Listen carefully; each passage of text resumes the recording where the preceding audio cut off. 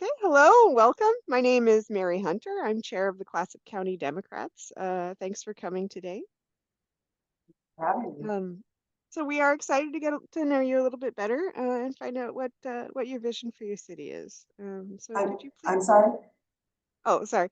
Could you please tell me your name and the position you're running for? Yeah, my name's Deanna Hammond, and I'm running for City Council at Large in Cannon Beach. Great. And what has moved you to take this role in the community? Well, our community's been facing some serious challenges. I don't think that's that a lot of people in class about. But I decided I took a really deep dive. I ran a couple of years ago, and I ran a couple of years ago for a different reason. And I took a deep dive, and our community, I really feel that our community, and so I think I think that I'm the person offer that can help offer some balance. There's one side and the other side, and I think we're seeing a lot of division in our country as a whole, right? So one of Could I ask you to get your audio is a little bit fuzzy. Could I get you closer to the microphone? yeah, you sure can. I have a new Thanks. office, and so I'm having problems adjusting to that. Can you hear me better now? And I'll Yes, speak. yes, I can. Yeah, Okay. sorry about that.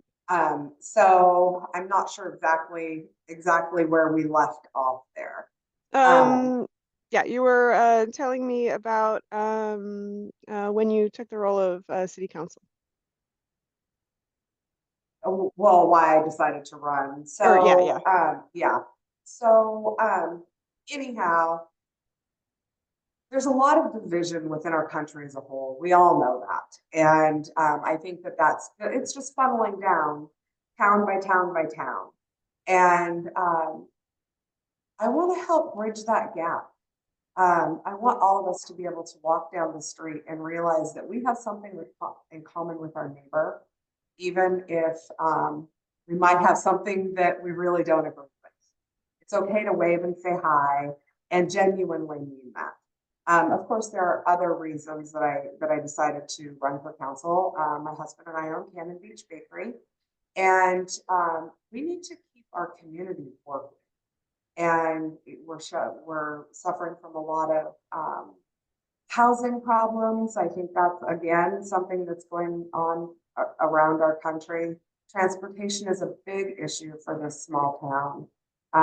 It's really easier to get to Seaside, but once you're in Seaside and with there being no housing here, then it's bridging that gap. So I'd like to help be a catalyst in actually moving some of these things forward. Okay, and you mentioned the transportation issue. Could you expand on that a little bit? Well, the busing system is not reliable transportation. It wasn't before they subsequently had to close down a year or so, maybe 2 years ago now, for a few months. And then, but even now that they've reopened, they've been able to do services again. It's hard to get from, if you live in Warrenton to get to Cannon Beach, you have to leave well in advance of when you're supposed to be at work, and then you have bus transfers and they're not on time, or you get out there and you're 5 minutes early, but the bus just went by. It's not reliable. And then getting home at night, if you work a job that goes later into the evening, say are a hostess at one of the restaurants, when do the buses stop running at a certain point? So there needs to be, at least to Cannon Beach, and there needs to be a way there's a way to help people with those transportation issues. I have some ideas on that. So I'm hoping to bring those ideas and maybe actually be able to really forward implementing. And Could you tell me a little bit about the experience or background that you have that you feel prepares you for this position? I spent, well, let's see. I mean, there's a couple of different things, but we have three specific or two for sure major projects that are going to be starting in Cannon Beach. And I was in real estate development for about 25 years. I actually oversaw all the projects, managed the managers, if you will. And I have a financial background because of that. And I really feel that I would be a great asset to aiding those projects and going forward and knowing what the actual conversations are. And that also goes with housing development. Where can we develop housing? What does that look like? Where can we get grants? Is there, there are programs that are available for builders they actually get a grant from the government in some way to help them build these homes so they can sell them for a lesser cost. So people that are in a middle range income can actually purchase a home, or someone can actually rent a home that isn't low income housing. It's actually mid-level home that they can afford. And I want to be able to see that, you start at the ground. And I want to be able to see that happen, even if it's only in a small way to start. Um, and you mentioned you had some experience managing some big housing projects. Could you tell me a little bit more about the scale and type of projects that involved? So not just housing projects, but I can specifically talk about a housing project or two, I guess. But you're looking at it. It depends on the area. One project in particular was between, oh golly, I'm counting in my head. I'm sorry. There was 30, I think, three, they were attached homes. There were 30 of them. So there were three or four. They were either tris or quads. And that was a pretty big undertaking. You got to keep all of that in line and all of the furnishings and all of the things, because they were not built as customs. They were built as were and so there's a lot of planning involved in that. There's a lot of work with the cities and the counties and licensing and permits and just general day to day, keeping the contractors honest and paid. And so that's one of the projects. Also there, and then I for one other project, we built a huge RV storage unit. And that was more on the commercial side, trying to think. And then there was one, I'm giving you three examples. And the RV unit was definitely interesting because you were dealing with a lot of, water grades, and it was an old dump site. Like there were literally old refrigerators under there that had been buried in the ground for Oh, years. wow. We had to do it in pylons because we had to drive stuff down into the ground so we could hit something that was actually really a footing and not maybe just something that was rusting and rotting away.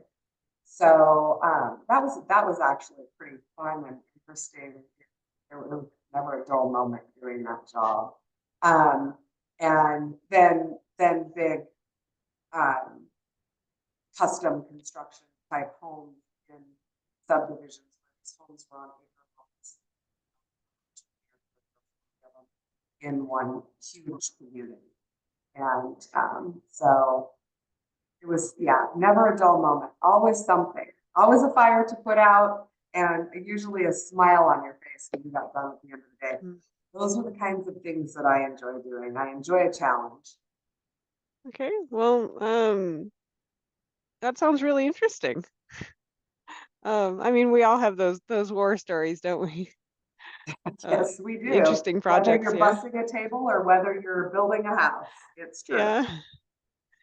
Um, let's see. So I understand there's been an incredibly contentious issue around a bond to refinance or to finance redevelopment of the former elementary school.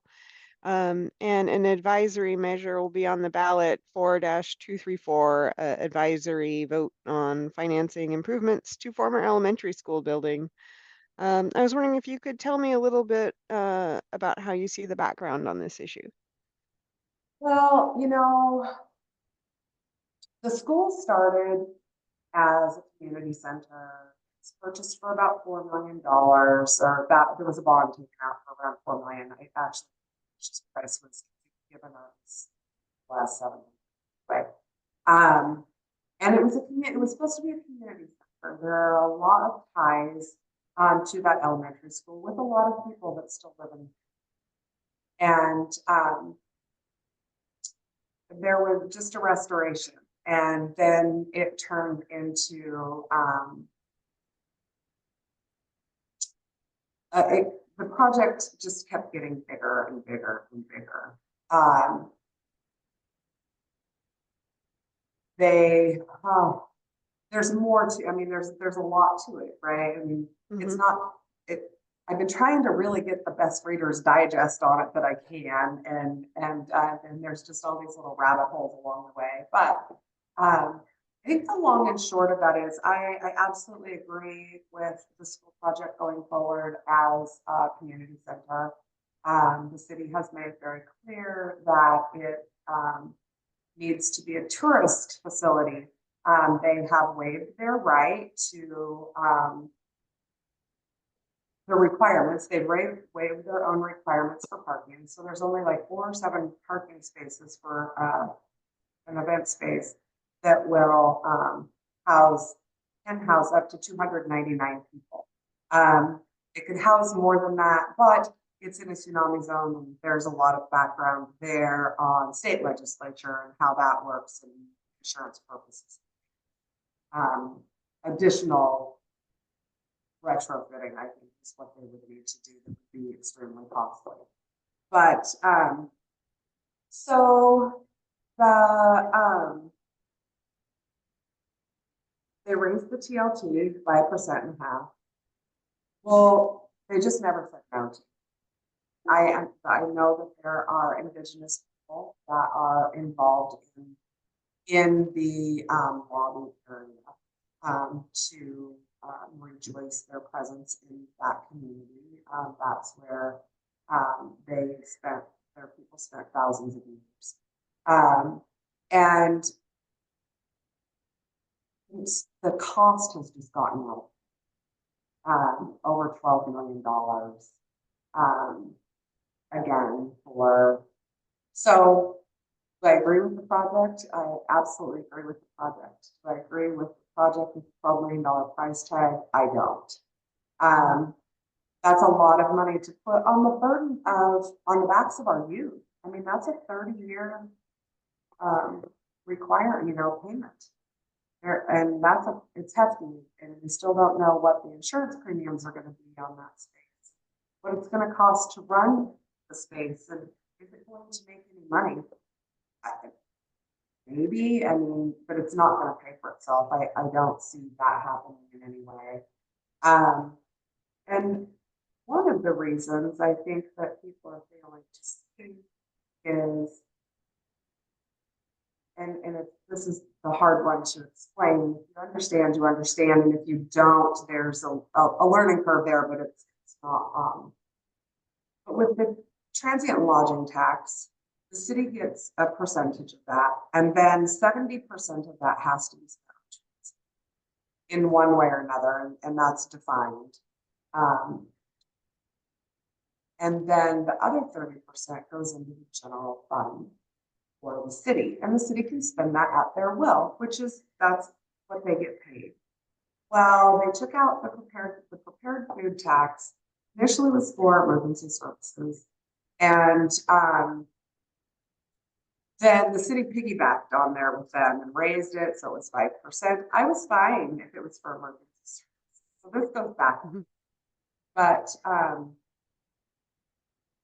the 2.5% of the 5% that's going to the city for the tax was to pay for construction of a new city hall and a new police station. But they don't have enough money because they either as two things, underestimated what the prepared food tax is going to bring in, and then underestimated the cost because they overspent for City Hall. I don't know about the police station. The police station is important to us, so that isn't something that I would give up too much of a. I mean, we all need our emergency services. Mm-hmm. Anyhow, so that extra 30% that they're getting from those TLT dollars that they increased and raising the price on a school project, they're going to get quite a bit more money. So that 30% is actually going to go to finish helping fund City Hall and the police station. So they're spending every dime that they have. And I could be speaking out of school, but I really feel that I don't feel that I am when the only reason that the cost for the school renovation is so high is because they need that extra 30% to bridge the gap so they can have City Hall. And because we don't need that much of a tourist. We don't need over tourism. I mean, that's how we make our money but I mean, the locals grace us with their presence every day, and we're very thankful. Tourism is what keeps our community going. Astoria, all the way down, right? All of North County. I mean, it supports almost all of us here. And we don't need over tourism. We don't need over tourism in Club Town.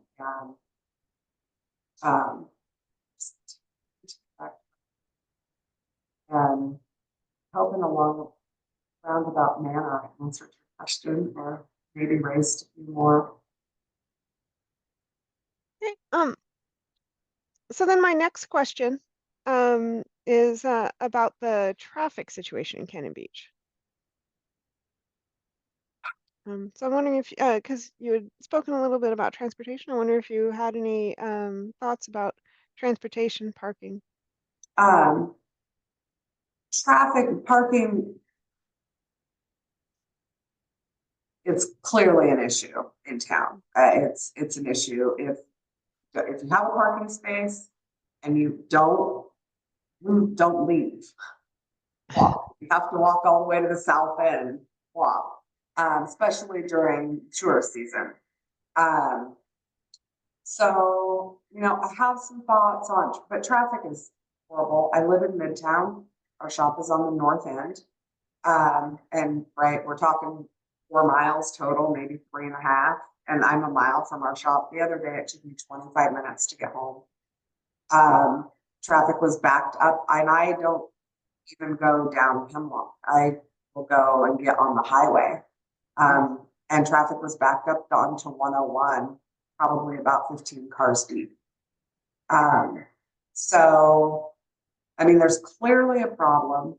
How do you circumvent that? I mean, you can't put a sign up that says, I'm sorry, you're not welcome here. You know, you can't put little gates up. I mean, that say, oh, you know, like you can in a parking lot, sorry, we're full. So, you know, there's been some really good ideas brought up, and I would really like to have a few conversations. There's a few conversations that I want to have with a couple of people that I thought that's a really good idea, and how could that how could that architecturally or engineering way be pulled off? So, but yeah, I mean, it's just hold on a minute. Crosswalks, you know, do you make each side of town one way? It's just. I think sometimes you don't know until you try something. Let's just try it. And if it doesn't work, we didn't lose anything. We actually gained knowledge. So yeah, it's not fun. I take a deep breath before I pull out of our parking lot. Take a moment. So that's all I have for my prepared questions. Is there anything you would like to add? I don't think so. I do have to say that really grateful to be a member. And I don't always see eye to eye with all of my neighbors, but I have some pretty good relationships. I have some relationships that I don't always see eye to eye with. And I just want to see our town come to. I, that's, I mean, there's a lot of work that needs to be done, and the ability to agree to disagree and find a happy medium is really, really important. And as I get older, and I think, yeah, I mean, I think product is the wrong word, but maybe it's not. Maybe that's what we all need. But we definitely need to learn to come together, and all of us, including myself, need to know when it's okay to say no, and it's okay to say yes, and that there's and accept. Okay. Well, thank you very much for coming to this interview and letting me talk to you, get to know you a little bit better. So it was lovely meeting you. As well. Thank you. All right. Thank you. Thank you. Good luck with your glasses. Thank you. I You're hope, welcome. yeah. So I will see you around. Have a good day. Okay. Take care. You too. Bye-bye.